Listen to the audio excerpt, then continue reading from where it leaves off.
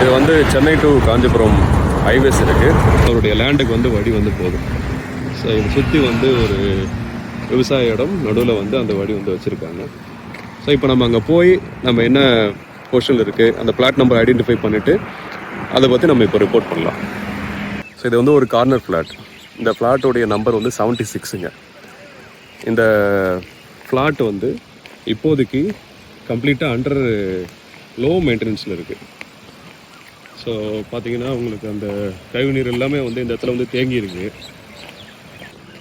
பக்கத்தில் வந்து ஒரு ஓன் ஹவுஸ் வச்சுருக்காங்க. இங்கெல்லாம் வந்து நெல் வந்து நிறைய சாகுபடி பண்ணுறதுனால ரோட்லேயே வந்து நெல் வந்து காய போடுறாங்க. ஸோ இதுக்கப்புறமா வந்து இந்த பக்கத்தில் வந்து ஒரு 150 ஏக்கர் மதிப்பளவில் ஒரு ஐடி பார்க் வந்து இந்த காம்பவுண்டுக்கு அந்த பக்கம் வரப்போகுது. மற்றபடி மற்ற பக்கத்து ஃப்ளாட்ஸ் எல்லாமே வந்து இப்போதைக்கு வந்து நல்ல கண்டிஷனில் வச்சுருக்காங்க. இவருடைய ஃப்ளாட் மட்டும் இந்த 76 ஃபுல்லாகவே வந்து கம்ப்ளீட்டாக கழிவுநீர் வந்து தேங்கியிருக்கு.